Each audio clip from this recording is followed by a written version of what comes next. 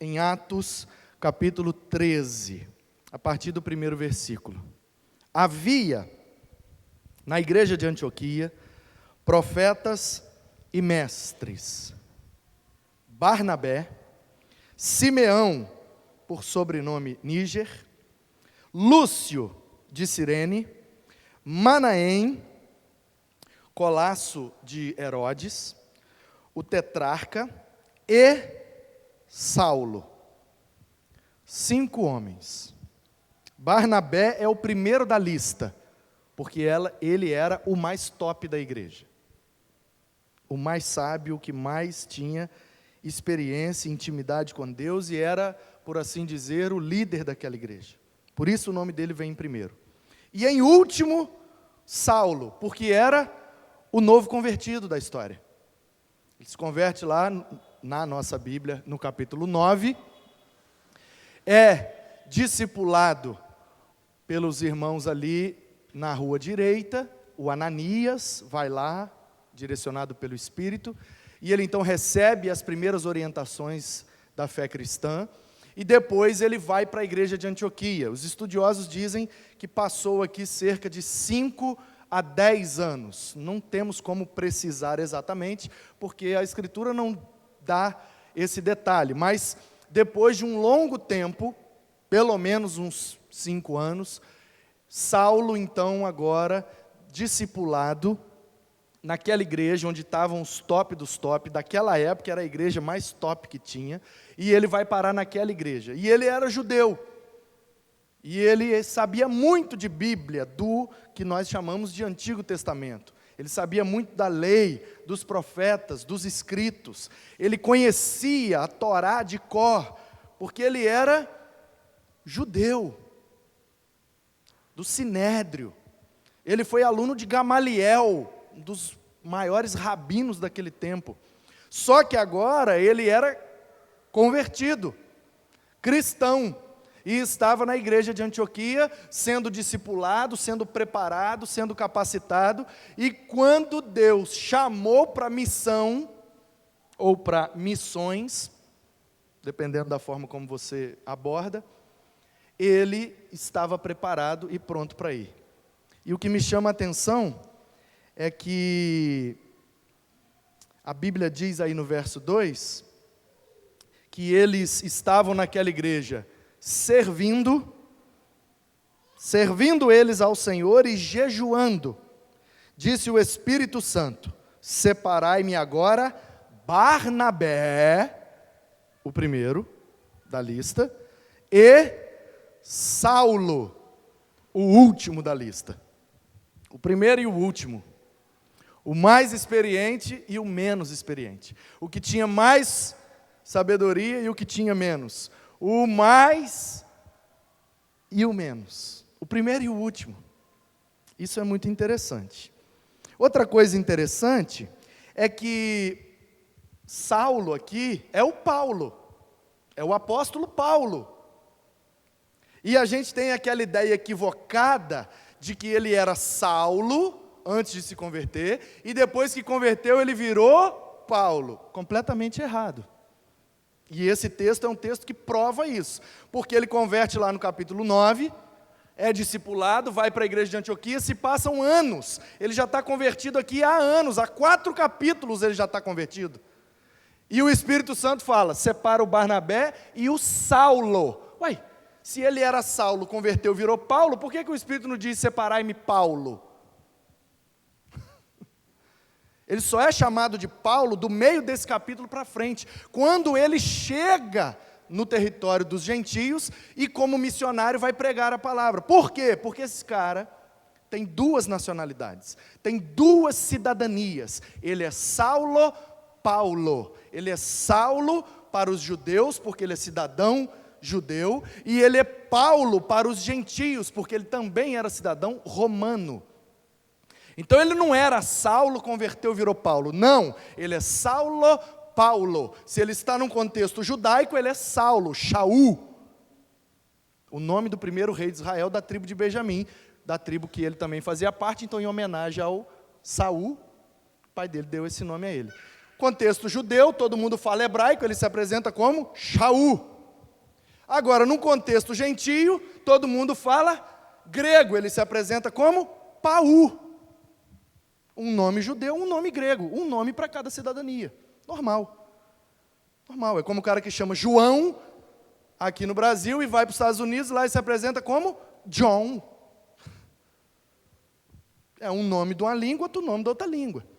Então, dadas essas introduções e esse esclarecimento, eu percebo aqui uma coisa muito linda, irmãos, muito linda. E aproveitando esse tema do mês da juventude, eu percebo aqui, na igreja primitiva, a primeira liga da justiça, assim, no sentido de time, de equipe, de juntar os bons para alcançar um objetivo, de juntar os melhores para poder cumprir uma missão. Eu acho que isso é o que melhor explica o conceito de liga. Uma liga é o ajuntamento daqueles que têm o mesmo objetivo, a mesma missão, e eles unem forças para que o objetivo seja alcançado. Isso é uma liga. Por isso a liga da justiça. Aí um super-herói tem um poder, o outro tem outro, outro tem outro, e todos aqueles poderes juntos com o objetivo de combater o mal, de trazer a justiça. Então, a juventude pegou essa ideia e abordou de forma espiritual. Então, nós, os crentes, formamos, espiritualmente falando, a Liga da Justiça de Deus. Somos um time, somos a equipe, onde cada um tem um dom, cada um tem um talento, cada um tem uma peculiaridade, mas todos nós juntos, como diz o Novo Testamento, bem ajustados nesse corpo, para a edificação do próprio corpo, a gente coloca em prática o que Deus colocou em nós. Então, se nós somos a Liga da Justiça, a pergunta é, qual é a nossa missão? Porque toda liga, toda equipe, todo time tem um objetivo, tem uma missão. Quer chegar onde? Quer fazer o quê? Se ajuntou para quê? Só para ficar junto. Tão bom ficar junto. Tá, mas ficar junto para quê? Não, para nada não. Aí perdeu o propósito. Então, nesse texto, é a primeira vez que Deus, na pessoa do seu Espírito Santo, dá claramente e objetivamente uma missão a esse time, a essa equipe, a essa liga, formada por esses 5 homens, na igreja de Antioquia. Antioquia da Síria, que não é aquela da Pisídia, porque tem 2 Antioquias na Bíblia, uma é da Pisídia, a outra é da Síria. Essa aqui é da Síria, no norte da Palestina. Uma igreja muito, muito boa, que fez escola de interpretação da Bíblia, que fez escola de formação de liderança, e desta igreja saíram vários grandes líderes do 1º, 2º, 3º e 4º século da igreja. Então, queridos, essa liga, esse time, esses 5 homens, eles eram tão crentes, tão íntimos de Deus, que o próprio Deus, o verso 2 diz que quem disse não foi um homem, e fulano, inspirado por Deus ou impelido pelo Espírito, disse. Não, o Espírito Santo disse, o próprio Deus falou com eles: separai-me agora Barnabé e Saulo para a obra a que os tenho chamado. Uma missão, uma obra, um objetivo específico. Mas e pregar o Evangelho, e amar os irmãos, e fazer... Tudo isso continua igual, porque como igreja, todo mundo tem que fazer o básico. E o básico é amar a Deus, amar o próximo, conhecer a palavra, viver na verdade, no amor, na graça de Deus, e estamos juntos, e vamos que vamos. Mas existem objetivos que são específicos, dados por Deus. Agora separa e faz isso. Aí é um objetivo específico, como na Liga da Justiça. Eles estão lá na sala de controle, não é isso? Na sala de justiça, é lógico. Que é uma espécie de sala de controle. e tem aquele negocinho, enquanto isso, na sala de justiça, e eles estão lá, e de lá eles veem o mundo, e veem tudo que está acontecendo no mundo, e eles estão lá de boa, de repente, tcharam, olha, um malvado está fazendo uma maldade lá numa cidade, e não sei o quê, aí eles se unem e vão destruir aquele malvado.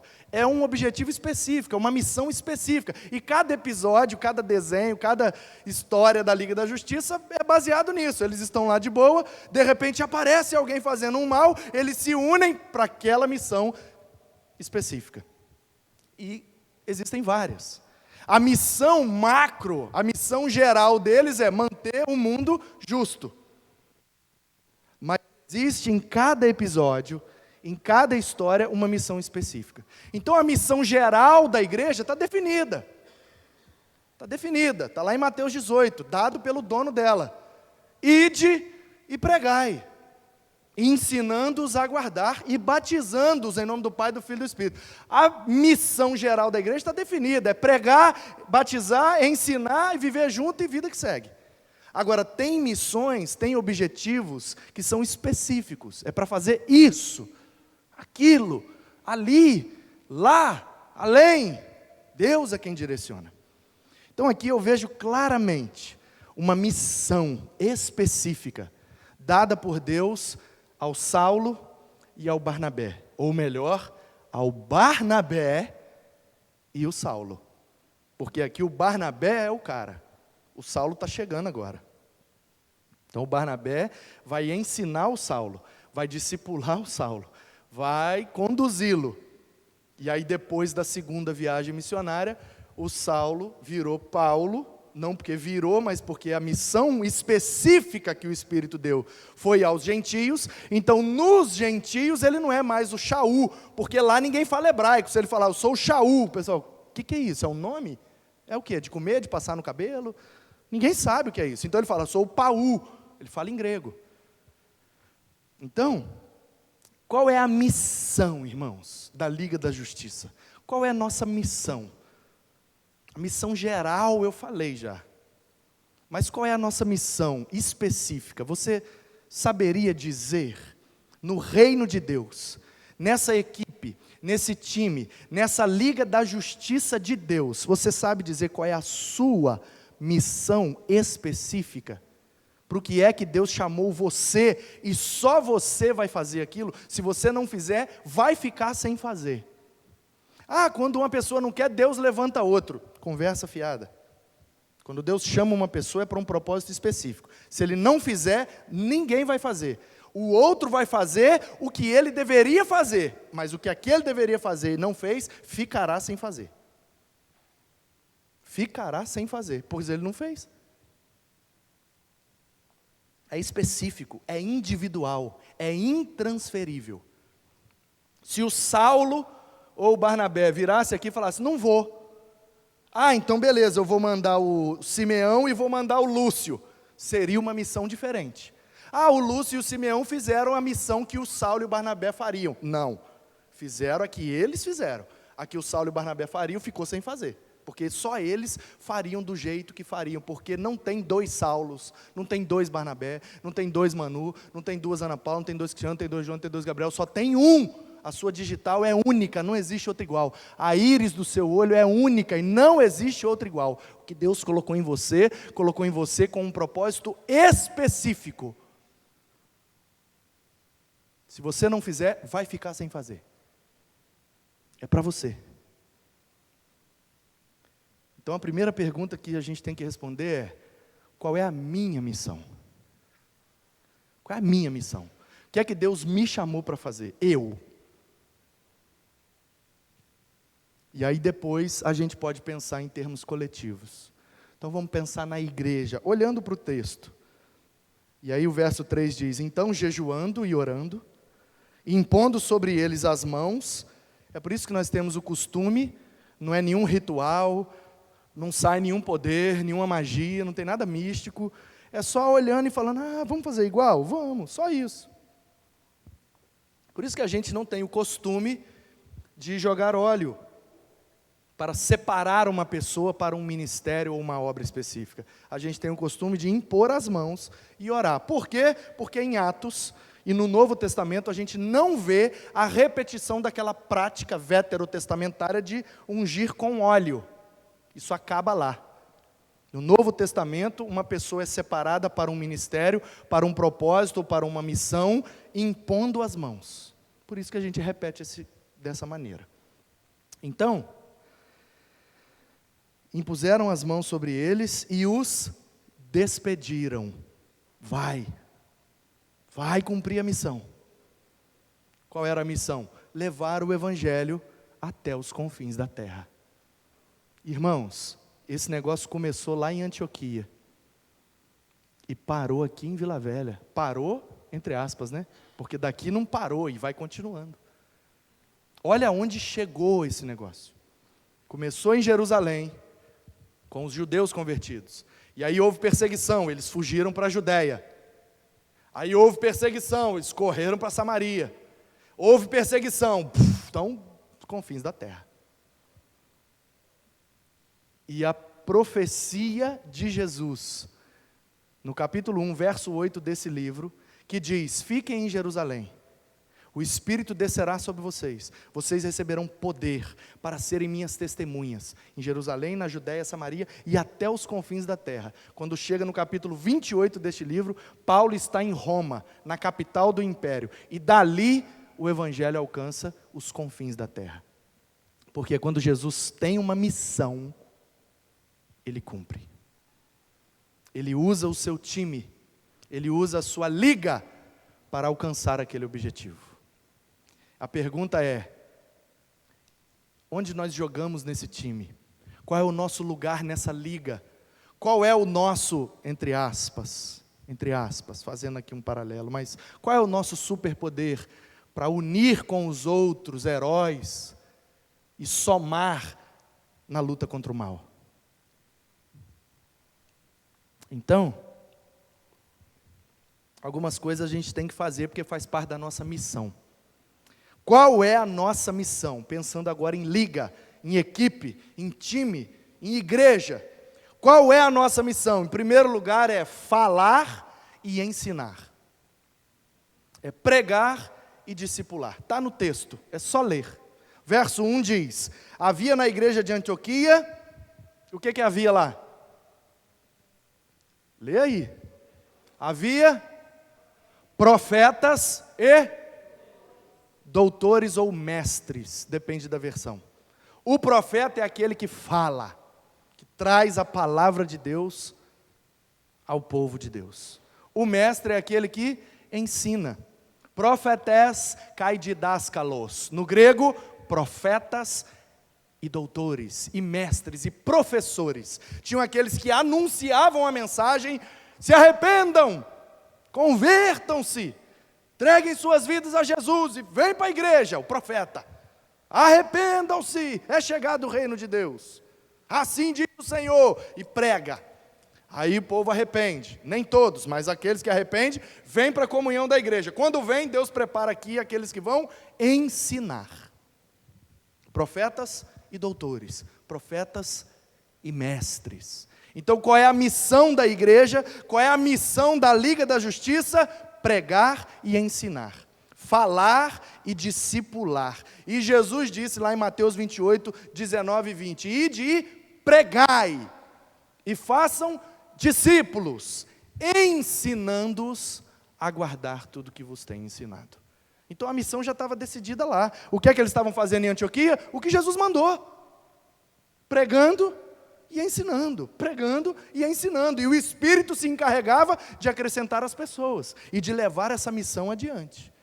Então qual é a nossa missão? Em primeiro lugar, falar e ensinar, pregar e discipular. E para isso precisa andar junto, viver junto, estar junto, para que esse processo se torne mais eficaz. Em segundo lugar, qual é a nossa missão? Servir.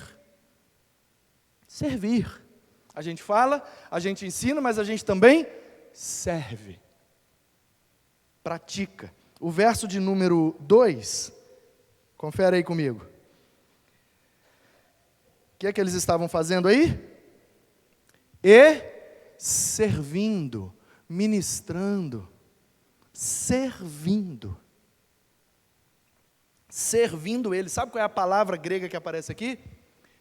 Diáconos. Servindo. A diaconia é o serviço em grego. Então eles serviam. E a palavra diácono não é serviço no sentido de empregado, do servo, de serviço. Isso aí é doulos, é outra palavra. A palavra diácono nos dá a ideia de servir às mesas, é o garçom. O garçom na Grécia chama diáconos. Então eles serviam. Qual é a sua necessidade, Senhor? Posso te ajudar? Ah, você precisa disso? Está aqui.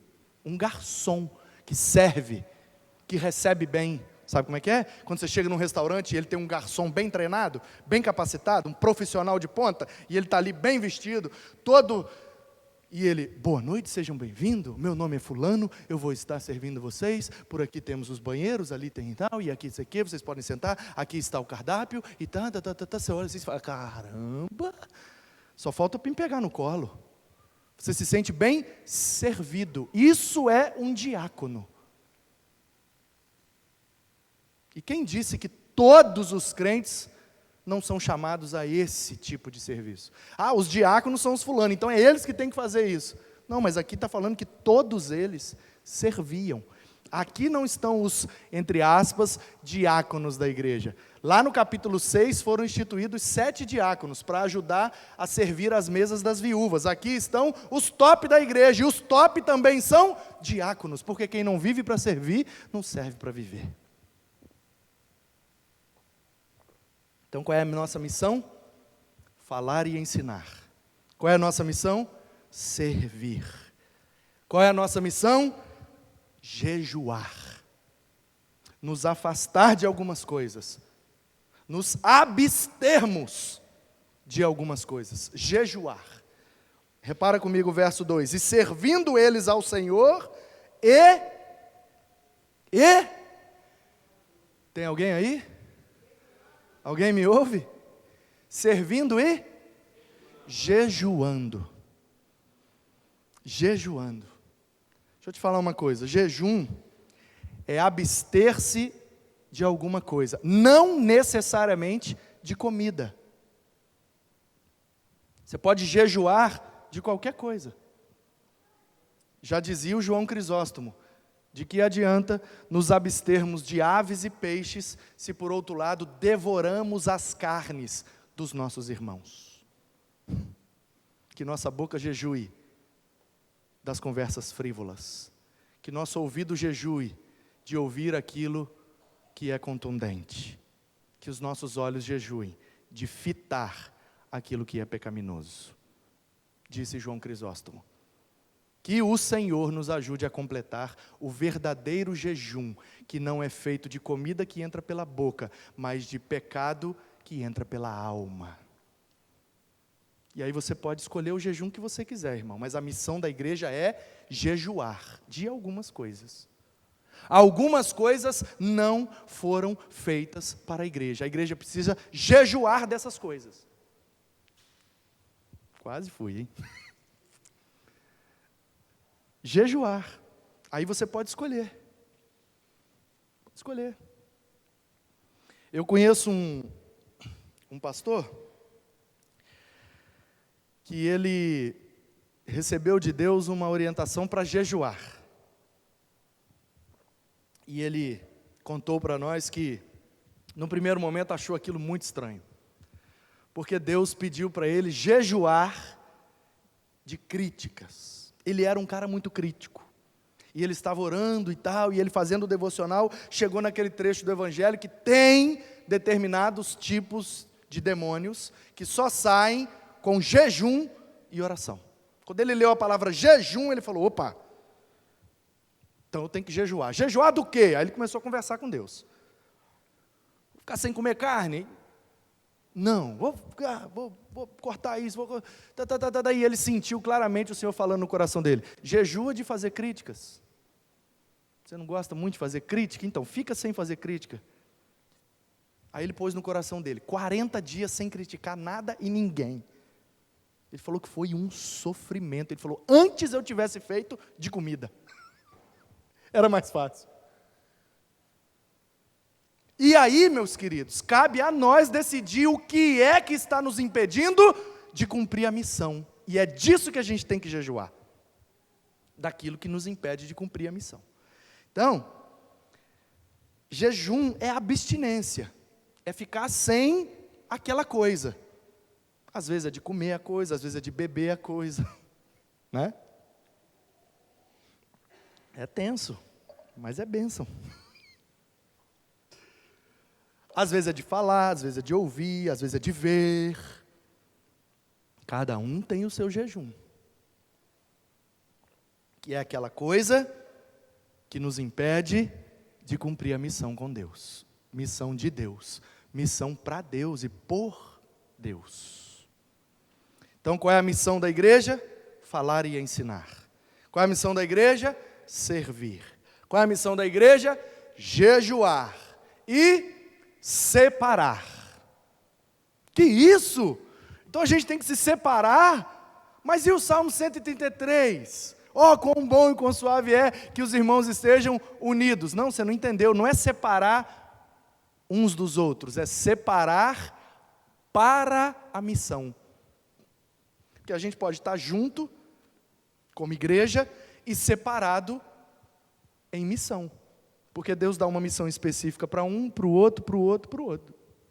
A sua missão específica é fazer algo lá no seu trabalho. A do outro é lá na casa dela. A dele ali é lá no vizinho. A minha é lá não sei aonde. E do outro é lá. A gente está junto como igreja, mas cada um cumprindo a sua missão. Separados na missão. Porque o verso de número 2 termina da seguinte maneira.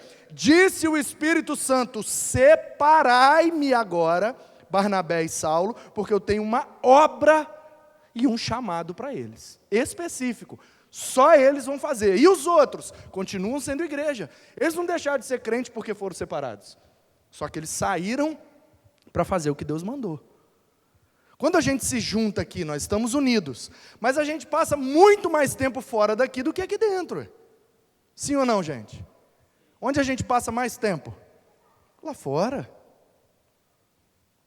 Então a pergunta é, de que adianta estarmos unidos no mesmo recinto 2, 3 vezes por semana, se separados não estamos unidos na missão? Não adianta nada. É só um hall de membros, é só uma lista de nomes, é só uma placa, é só o mesmo lugar geográfico. Mas se não estivermos unidos na mesma missão, como liga, como equipe, como time, como igreja, aí não vale de nada, não adiantou nada. Qual é a missão da igreja? Falar, ensinar, servir, jejuar, separar-se para aquele propósito, ser santo no sentido literal da palavra, separado para um objetivo, porque sem santidade ninguém verá o Senhor, diz o escritor aos Hebreus no capítulo 12, verso 14. Então, muitas vezes nós interpretamos esse versículo assim, sem santidade, santidade é separação, ou seja, se não estiver separado, ninguém verá o Senhor. O que a gente interpreta? De uma forma. Se eu não estiver separado, eu não vejo o Senhor. Se eu não estiver santificado, eu não vejo o Senhor. Está certo? Sim. Mas tem um outro ponto de vista. Tem um outro lado da moeda. Se eu não estiver separado, ninguém vê o Senhor em mim. Sem santidade, ninguém verá o Senhor na minha vida. Por isso que precisamos estar separados. Para aquilo específico, não se misturar com algumas coisas, não se contaminar com algumas práticas, porque isso destrói a liga, enfraquece a equipe e a justiça não acontece. Então o que a igreja tem que fazer? Tem que falar e ensinar, tem que servir, tem que jejuar e tem que separar. Aí sim ela começa a fazer com poder e autoridade o que ela sempre foi chamada para fazer, que é orar e abençoar. Aí você pode ler comigo o verso 3, que diz que servindo eles, aliás, então jejuando, já falamos do jejum, e orando. Porque de nada adianta orar sem pregação, profecia, sem ensino, doutrina, sem serviço, sem abstinência e sem santidade. Não passa do teto. Agora, com tudo isso, a gente ora. E aí sim, meu irmão. Aí sim a gente ora e Deus então abençoa. Porque é isso que eles estão fazendo ali. Trazendo a bênção de Deus para aqueles homens. Para que eles saíssem para cumprir a missão. Então, nós temos que orar? Temos que orar. Oração é demais? Nunca. Mas temos que orar com o caráter certo. Às vezes, o importante da oração não é nem as palavras certas, mas a atitude certa. Orar com autoridade é orar, lembrando que a nossa vida tem uma missão, tem um propósito. E orar nessa direção. Senhor, o que o Senhor quer de mim hoje? Quantas e quantas vezes eu e você não acordamos e oramos assim? Ah, Senhor, obrigado por esse dia, por essa noite, isso aqui, obrigado. Que o Senhor faça isso. Ai, abençoe meus filhos, proteja minha casa, abra as portas para mim, me ajuda a resolver isso, aquilo. Ai, Senhor, vai na frente, vai abrindo. Ó, Senhor, muitos de nós pensamos que estamos orando, mas na verdade nós estamos dando uma OS para Deus, uma ordem de serviço. Senhor, hoje eu quero que o Senhor faça isso. Tá bom? Cuida do meu filho, da minha esposa, minha casa, me abençoa, me proteja, me leva, me traga, e faça isso, faça aquilo. Peraí, quem é Senhor e quem é o servo nessa história? Se Ele é o Senhor e eu sou o servo, eu não tenho nada que dar ordem, eu pedir para Ele fazer, eu tenho que perguntar para Ele o que é que eu vou fazer, porque o empregado não chega lá no serviço e fala, ó, patrão, hoje eu quero que o senhor faz isso, não esquece de ir no banco, não esquece de fazer isso, e pagar o meu salário, hein? É o patrão que fala, ó, hoje você faz isso, a OS vem de cima para baixo, meu irmão. Então a ordem de serviço vem de cima, que Ele é o patrão, Ele é o Senhor, Ele é o dono. Então a pergunta é, acordei, sou da Liga da Justiça, eu sou do time de Jesus. Então, o que o técnico quer que eu faça hoje? Essa é a pergunta. Senhor, o que o Senhor tem hoje para mim? Qual é a minha missão hoje? Muito obrigado, porque eu acordei e tenho a oportunidade de te servir e de cumprir mais uma missão. O que o Senhor tem para mim hoje? Ah, eu queria que você fizesse isso, e fosse em tal lugar e fizesse tal coisa, e isso, e aquilo. Sim, Senhor, muito obrigado pelo privilégio de te servir. Amém. Ou vocês acham, meus irmãos, que Deus só vai proteger os nossos filhos, a nossa casa, a nossa vida, se a gente pedir para Ele fazer? Vocês acham mesmo que Deus depende da nossa ordem para fazer alguma coisa? É o contrário, nós é que dependemos das ordens dEle. Senhor, qual é a ordem hoje? Senhor, o que o Senhor quer hoje? Não, eu quero te ouvir, o que você tem para falar para mim? Eu só tenho que agradecer. Só de eu estar vivo, só de eu estar respirando, só de eu estar com roupa, com tênis, só de eu ter um carro para andar, uma casa para morar. Que isso, Senhor? Minha mulher está aqui, está bem, meu filho está ali, está bem, e o Senhor está cuidando de tudo e está abençoando demais. Eu estou muito grato. E o que o Senhor tem para nós hoje? Isso é oração, meu irmão. É oração com propósito na missão. Agora, se você quer continuar orando, entendeu? Aí você continua. A oração é falar. Aí você fala o que você quiser, faz o que quiser. Agora, se você tem uma missão específica, um propósito, você não ora de qualquer maneira. Impossível. Então, e por fim, diz o final do versículo 3, que aqueles irmãos, depois que oraram para a missão, eles não oraram ali para abençoa o Paulo, o Saulo, né, ainda, abençoa o Barnabé, ai Senhor, cuida da família do Barnabé, Senhor, cuida da família do Saulo, o Saulo tem esposa, não tem, não sei, o Barnabé tem esposa, não sei, eles têm famílias, têm amigos, têm a igreja aqui, tem uma vida aqui em Antioquia, e eles vão sair pelo mundo afora, e os crentes são perseguidos, eles estão correndo risco de morte, proteja eles, e isso, não, você não vê na oração deles, nenhum pedido para Deus fazer nada, eles estão orando com foco na missão, oraram, impondo sobre eles a mão, e despediram, ou seja, vai. Mas vocês não vão pedir mais nada? Não, porque Deus proverá tudo o que precisa. Quem chamou foi quem, irmãos? Quem chamou Barnabé e Saulo para a missão? Foi quem que chamou? Quem que disse, separai-me, separa para mim, Barnabé e Saulo? Foi o Espírito Santo.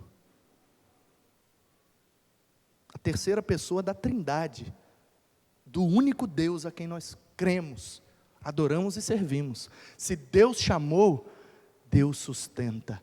O Deus que dá a missão, dá a provisão. Então a gente ora e envia, e despede, vai com Deus. Então a missão da igreja é também se despedir, aprender a se despedir, e entender que como igreja do Senhor, como Liga da Justiça, por mais que o super-homem esteja lá no Japão, salvando uma menina debaixo de um trem, e o The Flash está lá nos Estados Unidos, e o Batman está lá não sei aonde, eles continuam, mesmo separados, mesmo despedidos, vou ali, eles continuam sendo da mesma liga. E mais cedo ou mais tarde estarão todos lá na sala de justiça de novo. Então o que nós temos que entender como igreja, é que a igreja não é local. Ela se manifesta local, mas ela é global. Então a igreja é um negócio que é glocal.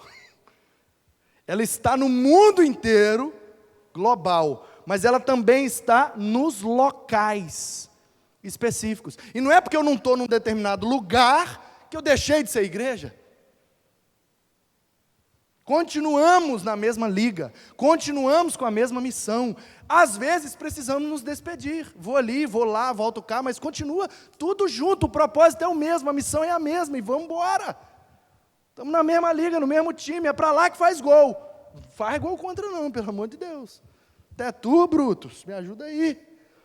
É para lá. Um joga na zaga, o outro joga na ponta direita, o outro joga no meio de campo, mas todo mundo tem um objetivo, fazer o gol lá. Então, se despedir. Ele se despediu. E o Paulo, depois que se despediu, nunca mais foi membro daquela igreja de Antioquia. Ele até passou por lá, ele fez a primeira viagem missionária, voltou lá para dar um relatório, né?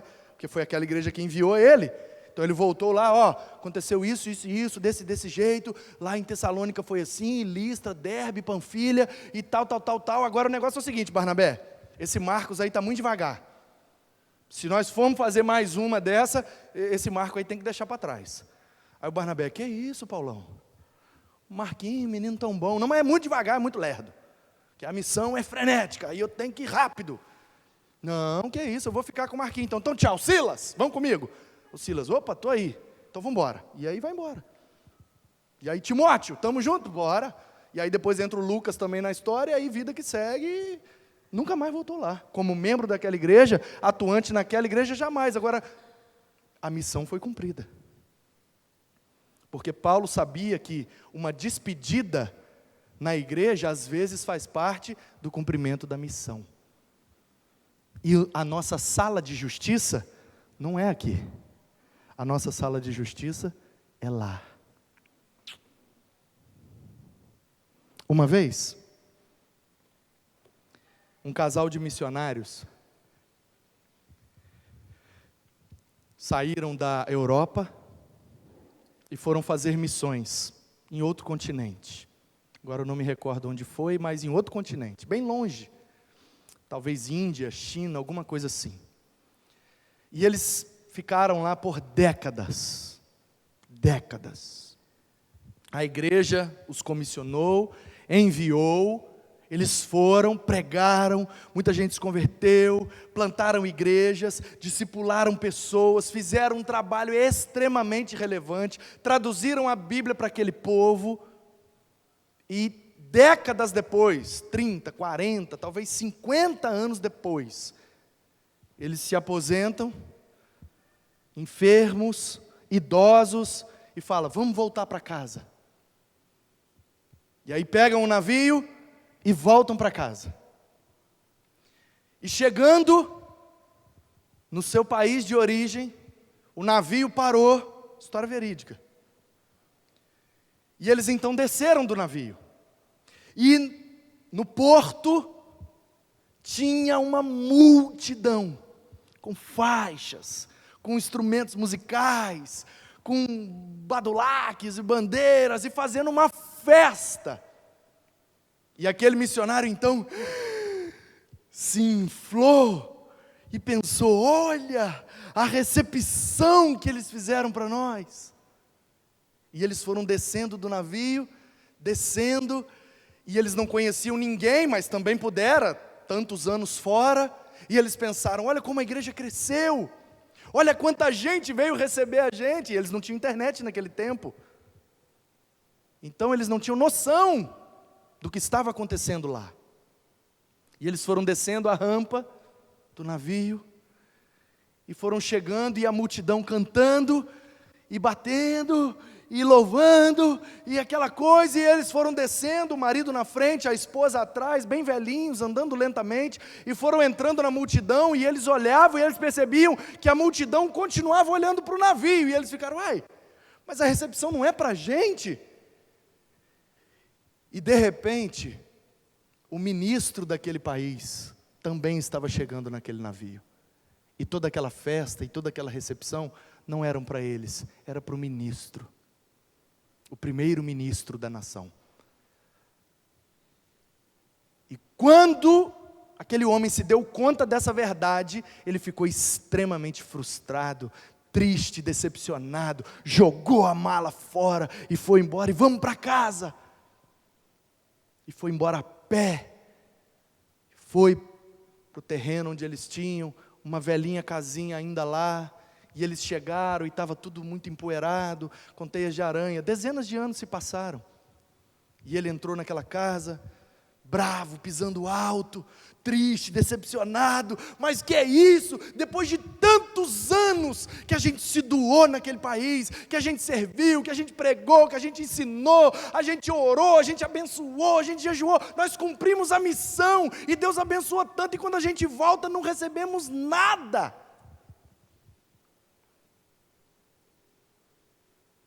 E sentou no chão, revoltado e chorando. E a esposa: calma, pegou lá um pedaço de madeira com um pano velho e começou a tirar as teias e limpar. Está bem sujo, vou precisar dar uma faxina boa aqui. E foi limpando, e ele: você não está percebendo o que está acontecendo, não? Olha o que acabou de acontecer com a gente, como é que você consegue ficar tranquila desse jeito? Nós doamos a nossa vida pela missão, e quando a gente volta, não recebemos nada. Como que pode? Eu cheguei na minha casa, eu cheguei no meu país, eu cheguei na minha cidade. Como que um missionário chega em casa e é recebido desse jeito? E ela limpando, com muita paz no coração, disse para ele: ah, meu velho, a gente ainda não chegou em casa. Lá é a nossa casa. Toda recompensa, todo galardão, tudo que está sendo preparado para nós, está na eternidade. Aqui é para trabalhar, é para cumprir a missão, é para fazer o que Deus mandar. O descanso é lá, a recompensa é lá, e a eternidade preparada para nós é lá. Lá não haverá choro, lá não haverá dor, lá não haverá injustiça, lá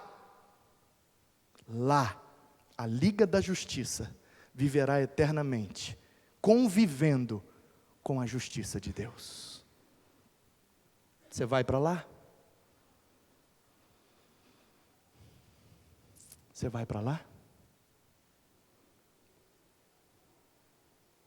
Você vai voltar para casa? Ou você vai se perder pelo caminho? A casa do Pai espera você. Portanto, entre hoje na Liga da Justiça, no time de Deus, cumpra a sua missão, com perseverança, até a morte, quando morrermos, ou quando Ele voltar, com Ele estaremos por toda a eternidade. Aleluia, louvado seja Deus, amém.